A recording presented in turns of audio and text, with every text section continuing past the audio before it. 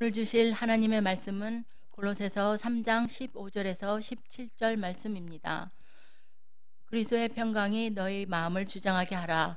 너희는 평강을 위하여 한 몸으로 부르심을 받았나니 너희는 또한 감사하는 자가 되라. 그리스도의 마음이 너희 속에 풍성히 거하여 모든 지혜로 피차 가르치며 권면하고 시와 찬송과 신령한 노래를 부르며 감사하는 마음으로 하나님을 찬양하고 또 무엇을 하든지 말에나 이래나 다 주 예수의 이름으로 하고 그를 힘입어 하나님 아버지께 감사하라.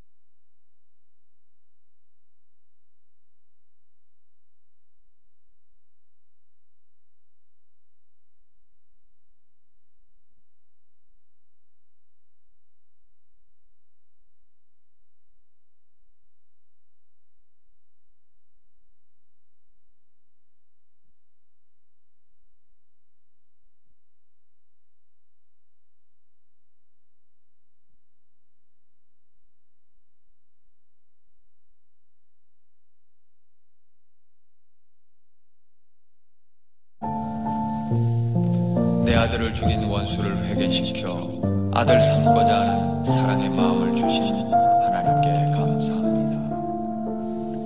내 아들의 순교의 열매로서 무수한 천국의 열매가 생길 것을 믿으면서 감사합니다.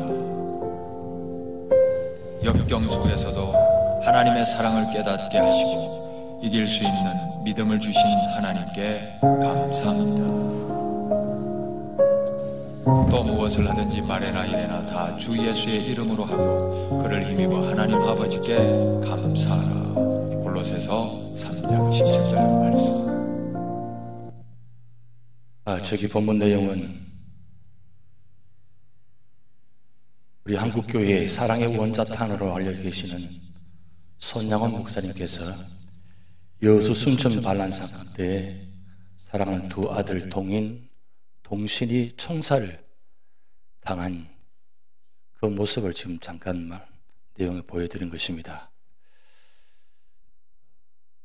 사랑하는 두 아들 장남, 차남이 총살당하는 그 현장에서 지금 장례식 장면에서 그 손양원 목사님이 장례식 때에 9가지 감사를 드린 내용입니다.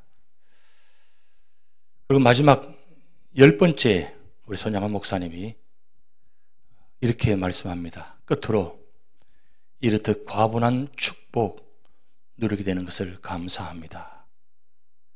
지금 동인, 동신 두 아들이 총살당하여서 원망하고 절망하는 순간인데 장례식장에서 오히려 주님 감사합니다. 두 아들 순교하셔서 감사합니다. 분에 넘치는 은혜 주셔서 감사합니다. 그런 마음으로 지금 드린 내용입니다. 어떻게 저렇게 될 수 있을까요? 어떻게 저렇게 감사할 수 있을까요? 우리가 감사 제목들이 많고 감사 그렇게 많음에 불구하고 우리는 감사하지 않는데 손양원 목사님은 감사거리가 아니라 절망의 순간에서도 저렇게 감사하는 모습. 그래서 저는 이 감사의 모습 보면서 결국 우리 손양원 목사님은 불구하고 감사다, 그런 생각이 듭니다. 이 불구하고 이 내용 속에는 세 가지 의미가 담겨 있습니다. 이름에도 감사, 그럼에도 감사, 저럼에도 감사. 일반적으로 이름에도 감사, 그럼에도 감사했습니다. 근데 저럼에도 감사는 없습니다. 그건 제가 만들어낸 겁니다. 왜 그렇게 했느냐? 이름에도는 과거입니다. 도저히 받아들일 수 없는 그런 상황 가운데도 감사. 여전히 지금 현재 아픔과 고난이 있습니다. 그런데 그럼에도 감사. 그런데 그 고난과 역경이, 아픔이 앞으로도 사라지지 않을 것 같습니다. 그런데 저럼에도 감사. 이 손창원 목사님이 얼마나 고통스럽겠습니까? 그런데 이 총살한 안제세네는 청년을 양아들로 받아들입니다. 그러면서 이름을 바꿔줍니다. 손인신, 동인, 동신, 마지막 절을 붙여가지고 손인신이라고 바꿔줍니다. 원래는 안제선입니다. 이분을 양아들로 받아들이고, 그리고 탄원해서 그들을 용서받게 하고, 그리고 이 아들을 품에 안고, 그리고 이 아들을 이제 신학교 보내고, 그리고 이 아들의 아들이 목사님이 되고, 이런 초대교회, 이런 우리 교회, 한국교회 놀라운 구원의 역사가 있습니다. 우리가 얼마나 감사가 많이 있어야 감사할 것 같습니까? 어떤 분이 이런 내용의 글을 올려서 여러분께 한번 소개하려고 합니다. 당신이 많은 세금을 내야 한다면 감사하십시오. 당신에게 안정된 직장과 사업장이 있다는 말이기 때문입니다. 당신의 몸무게가 늘어 옷이 많지 않다면 감사하십시오. 당신은 먹을 것이 넉넉한 인생을 살아오신 것입니다. 세탁할 옷이 집안 한 구석에 쌓여 있거든 감사하십시오. 당신에게는 적어도 갈아입을 옷의 여유가 있다는 뜻이기 때문입니다. 당신의 집에 대청소가 필요하고 문고리를 갈아야 하고 창문을 갈아야 한다면 감사하십시오. 당신의 몸을 위탁할 집이 있다는 뜻이기 때문입니다. 멀리라도 주차할 공간을 찾았다면 감사하십시오. 당신에게 잠시라도 걸어갈 운동의 기회가 주어졌기 때문입니다. 당신에게 불편할 대통령이 있다면 감사하십시오. 당신은 언론의 자유가 보장된 나라에 살고 있는 것입니다. 교회 뒷자리에 앉아있는 교회 찬송 음정이 엉망으로 들려오고 있다면 감사하십시오.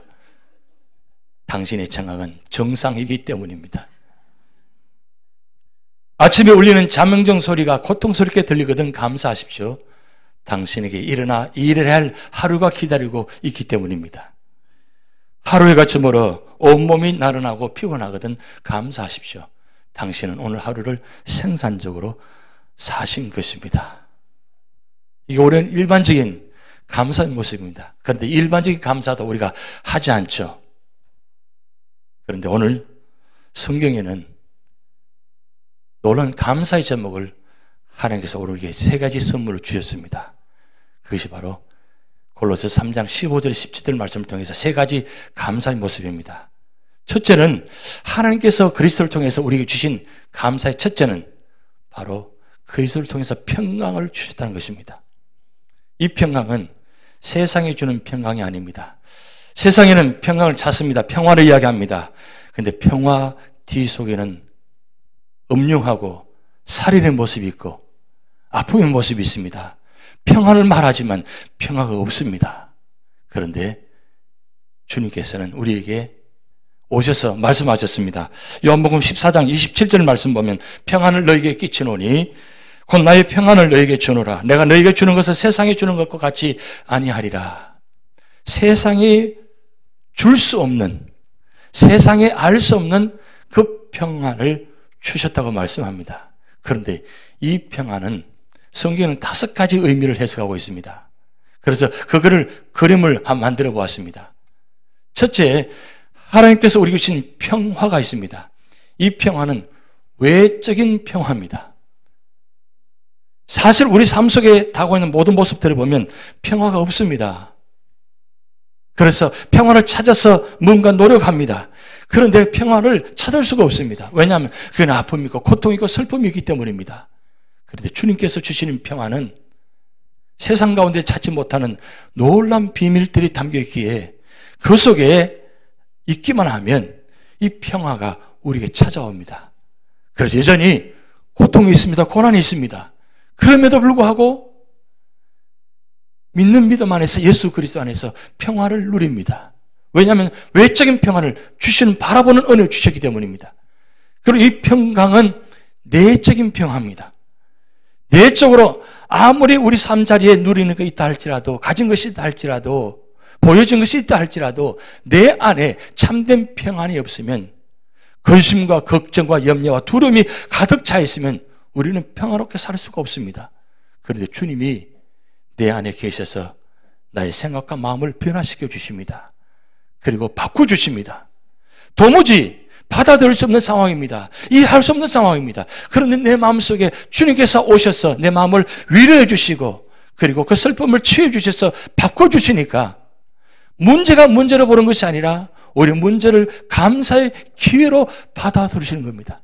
그래서 내 내적으로 마음이 평강이 이루어집니다. 바로 그 주님께서 주시는 평강입니다. 그리고 세 번째는 이 정의의 의미가 있습니다.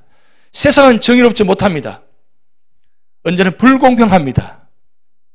예수 믿는 사람들이 많이 있음에도 불구하고 여전히 세상이 정의롭지 못합니다. 심지어는 온갖 곳곳에 예수 믿는 사람이 가 있습니다. 그럼에도 불구하고 정의가 살아있지 못합니다. 왜 그렇습니까? 바로 예수를 제대로 믿지 못하기 때문입니다. 그런데 예수님께서 우리에게 찾아오셔서 정의를 말씀하십니다. 공평하시다고 말씀합니다. 만약에 하나님이, 예수님이 공평하시지 못하다면 오늘 우리 이 자리에 어떻게 있을 수 있습니까? 그런데 그 하나님이 우리에게 다가오실 때는 공평하신 하나님, 공평하시기 때문에 내가 힘들고 어려워도, 원망을 당해도, 핍박을 당해도, 서러움을 당해도 내가 하나님께 감사할 수 있는 것은 하나님은 정의로우시기 때문입니다. 그래서 주님께서 계신 곳에는 모든 것이 평탄하게 되고 정의가 이루어집니다. 그리고 질서가 이루어집니다. 이 질서는 모든 것이 하나가 되어지는 모습입니다. 순서가 있습니다. 차례가 있습니다. 상식이 통합니다. 세상은 상식이 통하지 않습니다. 있는 자가, 가진 자가 약한 자를 넘어지게 만듭니다. 질서가 없습니다. 혼탁합니다. 근데 주님께서 찾아오셔서 이 주님께서 다스리게 되면 모든 것이 질서가 있게 됩니다. 순서가 있습니다. 상식이 통합니다. 그렇게 되면 조화가 이루어집니다. 모난 부분이, 약한 부분이 서로 세워지고 서로 만들어지고 위해주고 품고 안아주니까 세상은 안아주지 않습니다. 품지 않습니다. 오히려 짓밟아 버립니다. 근데 주님께서는 우리가 오셔서 당신 자신이 친히 십자가 죽으심으로 통해서 모든 죄를 용서하시고 당신 자신이 십자가를 지심으로 말미암아 그 죄의 문제를 우리에게 말씀하지 아니하시고 오히려 용서하시고 사랑으로 다가오셔서 우리를 하나 되게 만드시고 조화롭게 만드십니다. 그래서 예수 그리스도 안에 있으면 서로가 위해주고 서로가 손을 잡고 합력하여 선을 이루게 그곳이 아름답고 조화가 이루어지고 행복한 곳이 되는 것입니다. 바로 거기에 평강이 이루어집니다. 그래서 그리스도의 평강으로 감사하라 그럽니다. 이 감사는 바로 예수 그리스도 안에서 평강이 이루어져야 감사할 수 있습니다. 그리고 두 번째로는 16절 말씀에 이렇게 말씀합니다. 그리스도의 말씀이 너희 속에 풍성히 가하여 모든 죄로 피차 가르치며 권면하고 시와 찬송과 신령한 노래를 부르며 감사한 마음으로 하나님을 찬양하고 있습니다. 우리에게 가장 큰 축복은 바로 이 말씀입니다. 만약에 말씀이 없다면 우리는 나침반이 없이 방황하게 될 겁니다. 내일을 우리는 알 수 없이 살아갑니다. 그런데 말씀이 있기에 내일을 염려하지 않고 오늘 감사하며 살아갈 수 있습니다. 왜냐하면 말씀이 내 길이요 진리요 빛이고 사명으로 말씀하셨기 때문입니다. 그래서 요한복음 1장 14절 말씀에 이렇게 기록되어 있습니다. 말씀이 육신이 되어 우리 가운데 거하심에 우리가 그의 영광을 보니 아버지 독생자의 영광이요 은혜와 진리가 충만하더라.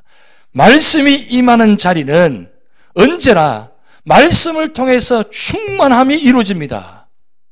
부족함이 없습니다. 말씀은 완전하시기 때문입니다. 그래서 말씀을 믿는 자들에게는 믿음의 공식이 이루어집니다. 여러분 성경을 보면 항상 이 믿음의 공식에 따라 이루어집니다. 이 7가지 순서에 되어지는데 말씀이 듣게 됩니다. 말씀을 듣게 되면 믿게 됩니다. 믿게 되면 그 말씀을 통해서 확신하게 됩니다. 그러면 행동이 주어집니다. 그리고 행동 다음에 증거가 나타납니다. 그러고 난 다음에 주님의 영광이 나타납니다. 이게 바로 성경의 믿음의 공식의 인물들이 살아가는 모습들입니다. 그런데 말씀이 우리 가운데 임하시게 되면 이 말씀의 역사로 말미암아 우리 생각과 우리 마음을 사로잡아 주시고 우리 연약한 부분을 세워주셔서 그 말씀의 능력이 나타나서 가는 것보다 말씀께서 인도하심에 따라가면 그 길이 바로 진리의 길이 되고 온전한 길이 되고 그리고 하나님 뜻이 이루어지는 자라게 됩니다. 그래서 말씀 따라 사는 사람은 언제나 온전하면 이루어집니다. 그러기에 교회에서는 말씀을 읽기를 원합니다. 읽도록 하게 합니다. 왜냐하면 말씀이 우리의 생명을 사로잡고 우리의 삶을 인도하기 때문입니다. 세상 지식으로 세상 경험으로 세상 사람은 살아갑니다. 그러나 기독교인은 예수 믿는 사람은 세상 지식을 가지고 경험으로 살아가는 것이 아니라 하나님 말씀을 가지고 세상을 해석하고 문제를 해석하고 그 말씀대로 나아갑니다. 왜냐하면 말씀의 능력이 있기 때문입니다. 성경에 나타난 이 모든 이 말씀의 역사가 바로 우리에게 주어진 그 말씀들입니다. 결국 말씀만이 우리 삶을 인도한다는 뜻입니다. 그리고 세 번째, 하나님께서는 그것을 통해서 우리가 주신 축복 선물입니다. 그게 바로 예수 그리스도의 이름을 주셨습니다. 10절 말씀입니다. 우리 다 같이 합독하시겠습니다. 또 무엇을 하든지 말이나 일이나 다 주 예수의 이름으로 하고 그를 힘입어 하나님 아버지께 감사하라. 여러분, 성경에는 예수님의 이름이 예수님 이름만 있는 것이 아니라 구약과 신약의 다른 이름들을 같이 기록해 놓았습니다. 아마도 우리가 예수 믿으면서 아직도 예수님의 이름이 예수님만 있는 거로 생각하시는데 아닙니다. 구약에는 어떻게 기록됐냐면 이사야 7장 14절 말씀 보면 그러므로 주께서 친히 징조를 너희에게 주실 것이라 보라 처녀가 잉태의 아들 낳을 것이요 그의 이름을 임마누엘이라 하리라. 예수님의 다른 이름이 첫째 임마누엘입니다. 이 임마누엘은 우리와 함께 계신다 뜻입니다. 자, 그리고 두 번째로는 이사야 9장 6절 말씀 보면 이는 한 아기가 우리에게 낳고 한 아들을 우리에게 주신 바 되었는데 그의 어깨는 정사를 메었고 그의 이름은 힘의 여자라 모사라 전능하신 하나님이라 영존하신 아버지라 평강의 왕이라 할 것입니다. 여기에 예수님의 이름이 다른 이름이 5 이름이 나와 있습니다. 그리고 마태복음 1장 16절 말씀 보면 야곱은 마리아 남편 요셉을 낳았으니 마리아에게서 그리스도라 칭하는 예수가 나니라. 여기 그리스도라고 칭해 놓았습니다. 그리고 마태복음 1장 21절에 아들 낳으니 이름을 예수로 하라. 이는 그가 자기 백성을 그들의 죄에서 구원할 자이심이라 하니라. 그리고 마태복음 1장 23절에 보라 처녀가 잉태의 아들 낳을 것이요 그의 이름을 임마누엘이라 하리라 하셨으니 이를 번역하니 하나님이 우리와 함께 계시다 함이라. 그러면 성경에 왜 예수님이 다른 이름을 이렇게 7명 이름을 기록해 놓았냐? 이것을 도표로 만들어 보면 이렇습니다. 임마누엘, 이건 우리와 함께 한다는 뜻입니다. 기회자라는 것은 놀라운 능력을 갖고 계신다는 뜻입니다. 그리고 모사라는 것은 우리의 상담자라는 뜻입니다. 그리고 전능하신 하나님, 이 전능하신 하나님 3가지 의미가 있는데 모든 곳에 계시는 분이요 모든 것을 아시는 분이요 모든 것을 할 수 있는 분이다. 이게 바로 전능하신 하나님입니다. 예수님이 모든 곳에 계시면서 모든 것을 아시면서 모든 것을 할 수 있다고 말씀합니다.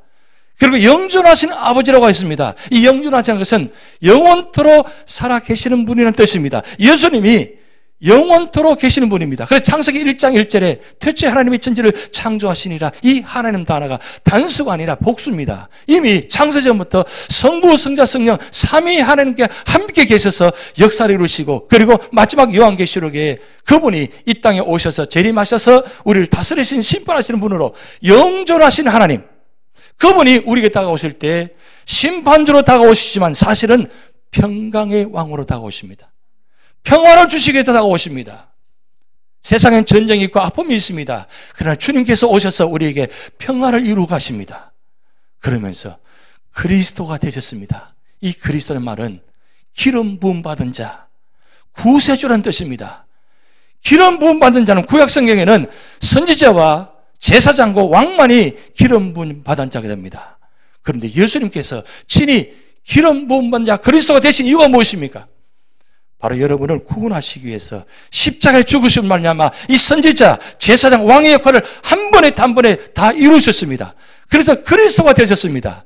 그래서 신약 성경에는 예수 그리스도라고 지금 기록하고 있습니다. 예수님 뜻은 우리를 위해서 구원할 자 뜻입니다. 그렇다면 이 8명의 이름에 기록된 이유가 바로 그것입니다. 한마디로 말하면 우리를 구원하시기 위해서 오셨다는 뜻입니다. 왜 예수님을 우리에게 이름을 주셨느냐? 그 이름을 통해서 하나님을 이 세상 모든 사람들을 구원하시기 위해서 예수님의 이름으로 오셨다는 뜻입니다. 그렇다면 우리가 예수님 믿고 예수의 이름으로 나가면 어떻게 되느냐? 요한복음 14장 13절 말씀 이렇게 말씀했습니다. 너희가 내 이름으로 무엇을 구하든지 내가 행하리니 이는 아버지로 하여금 아들로 말미암아 영광을 받으시게 하려 함이라. 내 이름으로 무엇을 구하는지 내가 행한다고 말씀했습니다. 믿으십니까? 하나님 이름으로 나아가는 곳에는, 예수님의 이름으로 나아가는 곳에는 예수님의 이름의 능력이 나타납니다. 그래서 사도행전 3장에 보면 베드로 요한이 성전 미문에 앉아있는 안진맥을 향해서 이렇게 선포합니다. 베드로가 이르되 은과 금은 없거니와 내게 있는 것을 내게 주느니 나사렛 예수 그의 이름으로 걸어라 하고 오른손을 잡아 일으키니 발과 반목이 곧 힘을 얻고 8절 말씀 뛰어서서 걸으며 그들과 함께 성전으로 들어가면서 걷기도 하고 뛰기도 하며 하나님을 찬송하니. 어떻게 이런 역사가 나타났어요? 바로 예수 그리스도의 이름의 능력이 있기 때문입니다. 세상 사람들은 예수를 믿지 않습니다. 예수님의 이름을 이야기하지 않습니다. 그리고 능력을 믿지 않습니다. 왜요? 하나님을 모르기 때문입니다. 그런데 하나님을 아는 자는 언제나 가는 곳마다 예수님의 이름으로 기도하고 예수님의 이름으로 선포하고 예수님의 이름으로 살아갑니다. 왜요? 예수 그리스도의 이름이 능력이기 때문입니다. 오늘 사도행전 3장 16절 말씀 보면 이렇게 기록되어 있습니다. 그 이름을 믿음으로 그 이름이 너희가 보고 있는 이 사람을 성하게 하셨다 그랬습니다. 그 이름이 낫게 하셨다는 뜻입니다. 베드로 요한이 낫게 한 것이 아니라 그 이름이 낫게 하셨다는 뜻이에요. 그렇다면 오늘 우리가 예수 그리스도를 믿는 사람들입니다. 이 이름을 선포합니다. 그러면 그 이름이 선포되어질 때 그분께서 친히 역사하셔서 그 말씀을 인도하는 것입니다. 그러기에 오늘 우리는 무엇을 하든지 어떤 자들을 하든지 모든 일에 주 예수 그리스도의 이름으로 하라고 했습니다. 그리고 감사하라고 했습니다. 그런데 우리 조건은 어떻습니까? 감사할 거리가 없습니다. 지난 한 해 동안 우리 삶의 자리를 보면 아픔과 고통과 슬픔과 역경과 탄식과 원망과 절망뿐인 세상의 모습입니다. 그런 모습을 하박국의 선지자가 이렇게 기록해 놨습니다. 하박국 3장 17절에 비록 모가나무가 무성하지 못하며 포도나무에 열매가 없으며 감람나무에 소출이 없으며 밭에 먹을 것이 없으며 우리의 양이 없으며 외양간에 소가 없을지라도, 여러분 이 한 절 말씀만 보아도 아무 것이 없습니다. 그런데 하박국 선지자가 18절 말씀에 이렇게 기록해 놨습니다. 우리 함께 합독합니다. 나는 여호와로 말미암아 즐거워하며 나의 구원의 하나님으로 말미암아 기뻐하리로다. 다 부족하고 연약하고 없다 할지라도 하나님 한 분만으로 만족할 수 있는 신앙. 왜요? 하나님 그분이 우리에게 능력이 되시기 때문입니다. 그분이 우리 영원한 생명을 주셨고 그분이 우리 영원한 삶을 인도하시기 때문입니다. 손영환 목사님이 여수 요양원에서 마지막까지 목회하시다가 순교하셨습니다. 그런데 이 손영환 목사님이 나병 환자들에게 이렇게 감사하라고 했다고 합니다. 여러분 나병 환자가 어떤 모습인지 아시지 않습니까? 손과 발이 없는 분들입니다. 눈썹이 없는 분들입니다. 입술이 없는 분들입니다. 코가 없는 분들입니다. 그런 분들에게 지금 손영환 목사님이 이 나병 환자들에게 하시는 말씀입니다. 첫째, 물 마시면서 감사하십시오. 여러분 물 마시면서 감사해 본 적이 있습니까? 당연하게 생각하죠. 그런데 이분들에게는 물 마시는 것이 너무 힘듭니다. 왜냐하면 손이 없기 때문입니다. 입술이 없습니다. 어떻게 물을 마셔요? 그런데도 물 마시면서 감사하십시오. 그리고 숨 쉬면서 감사하십시오. 지금 코앞이 없습니다. 구멍만 뚫려져 있습니다. 그런데 숨쉬기가 얼마나 힘들겠습니까? 얼마나 고통스럽겠습니까? 그런데 그렇게라도 숨쉬면서 고통당하면서도 감사하십시오. 받아들이기 힘든 말씀입니다. 그리고 햇빛 주신 은혜를 감사하십시오. 그분들은 모습이 너무 추합니다. 그래서 나병 환자가 있는 곳에는 거울이 없다고 합니다. 왜냐하면 자기 모습이 너무나 보기 힘든 모습이잖아요. 그래서 밖에 나오지 잘 않습니다. 그런데 그분을 햇빛 주신 은혜를 나와서 감사하십시오. 이 햇빛이 있으면 우리가 얼마나 소망이 되는지 모른다는 말씀입니다. 그리고 옥토를 주신 은혜를 감사하라. 땅에 서 있는 자체가 감사하다는 거죠. 그분들은 발가락이 없습니다. 왜? 다 없어졌기 때문입니다. 여러분, 나병 환자 다음으로 아픈 부분이 바로 당뇨병 환자라고 합니다. 왜 그렇습니까? 감각이 없습니다. 나병 환자의 특징이 감각이 없습니다. 떨어져 나가도 없어도 고통을 느끼지 못합니다. 고통을 느끼지 못하니까 있어도 그만 없어도 그만인데 그 자체가 너무 불편한 것입니다. 그런데 서 있는 자체, 이 땅 자체가 얼마나 감사하다는 거죠. 그리고 다섯 번째 이야기합니다. 죽을 죄에서 살려주신 은혜에 감사하라. 여러분, 사실은 내가 고통당하는 것이 사실은 더 큰 고통이고 더 힘든 모습입니다. 그런데 이거보다 더 고통은 뭐냐면 내가 죄로 말미암아 죽어야 되는 존재인데 그 죽을 뒤에서 살려주시니까 그 은혜가 얼마나 감사하냐 이거죠. 내 이 모습보다도, 고통스러운 모습보다도 내가 죽을 죄에서 살려주신 은혜가 더 감사하다는 거죠. 그리고 여섯 번째, 지금까지 생명을 연장을 시켜주시는 은혜에 감사하라. 정말 하루하루 비참한 생활의 모습입니다. 빨리 죽고 싶을 것입니다. 그런데 지금까지 생명을 연장해 주셨어요. 얼마나 고통스럽습니까? 그런데 지금까지 생명을 연장해 주신 은혜가 얼마나 감사한지, 그게 바로 하나님의 은혜라는 거죠. 오늘 내가 숨쉬고 내가 걸을 수 있다는 것, 그리고 내가 말할 수 있다는 것, 내가 들을 수 있다는 것, 내가 먹을 수 있다는 것, 그 자체가 얼마나 감사합니까? 근데 마지막 일곱 번째, 진짜 감사. 영원한 생명의 나라를 보장해 주신 것을 감사하라. 이분들의 소망이 무엇입니까? 남들처럼 좀 멀쩡한 모습으로, 온전한 모습으로 살아가기 원하죠. 그런데 그렇게 될 수가 없습니다.